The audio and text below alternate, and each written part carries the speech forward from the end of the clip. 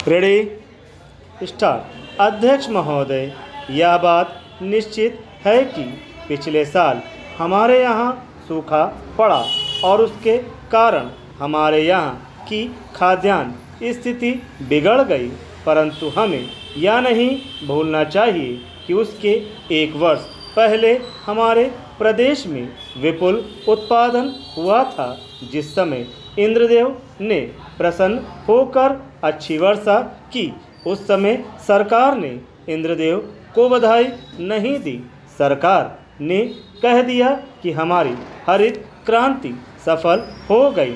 जब एक साल बाद हरित क्रांति असफल हो गई, पानी नहीं बरसा, तो मुख्यमंत्री जी ने उपचुनाव में कहा महंगाई का कारण प्रगति है, हम नहीं हैं। जिस समय विपुल उत्पादन हुआ तो यह कहा गया कि हरित क्रांति सफल हो गई, और जब उत्पादन गिर गया तो कह दिया गया कि हमने तो बहुत प्रयास किए, प्रगति ने हमारा साथ नहीं दिया। हमको वास्तव में दोनों दृष्टिकोण से विचार करना पड़ेगा। हम खाद्यान्न के मामले में केवल आत्मनिर्भर ही नहीं हुए हैं, बल्कि दूसरे राज्यों को खाद्यान्न दे सकते हैं।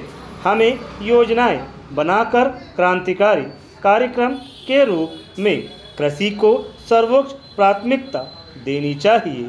हम इस आधार पर अपनी खाद्य नीति ही नहीं बल्कि अर्थनीति भी संतुलित रख सकते हैं, परंतु इस दिशा में बिना विचार किए हुए समय समय पर बिना कुछ सोचे तात्कालिक उपाय त्रुटिपूर्ण नीति अपनाकर सत्ता में बैठे हुए लोगों ने सभी प्रकार की खाद्यान्न संबंधी और आवश्यक वस्तुओं संबंधी नीति को बद से बदतर बना दिया।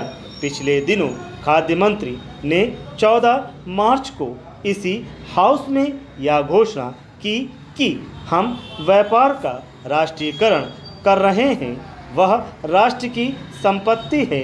किसान गेहूं पैदा करता है और सारे राष्ट्र को खिलाता है, किंतु सरकार ने किसान का उत्पादन अपने अधिकार में ले लिया है और नाम राष्ट्रीयकरण दे दिया।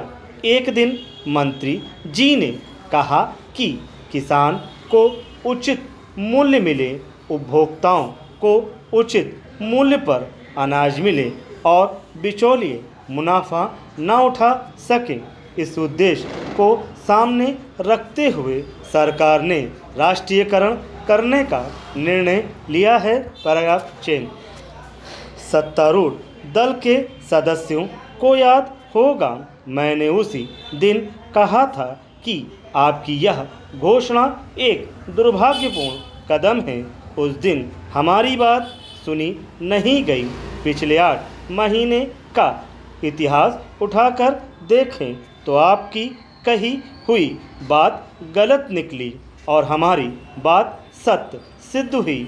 आपने किसानों का गेहूं 76 रुपये में लेवी लगाकर जबरन ले लिया। हमने यह भी कहा था कि गेहूं उत्पादकों को कम से कम उनकी लागत का मूल्य 100 रुपये प्रति क्विंटल मिलना चाहिए। हमसे सरकार ने कहा कि हम तो 76 रुपये देंगे। हमने थोक व्यापार को अपने हाथ में लिया है और कहा हम सबका पेट भरेंगे। इस घोषणा के पश्चात लोगों का पेट भरना तो दूर रहा, बाढ़ में जिन लोगों का गेहूं बह गया उनको खाने के लिए गेहूं देने की बात की तो दूर रही, किसानों को बीज का गेहूं भी यह सरकार नहीं दे पाई। किसानों ने सरकार को 76 रुपये प्रति क्विंटल के भाव से गेहूं बेचा, परंतु उनको बीज 150 रुपये प्रति क्विंटल के भाव से खरीदना पड़ा। महंगाई के कारण गलत आर्थिक नीति प्रगति का प्रकोप हो सकते हैं। सरकार जो नीति निर्धारित करती है उसमें त्रुटियां नहीं होनी चाहिए, परंतु लगातार यही होता चला आ रहा है।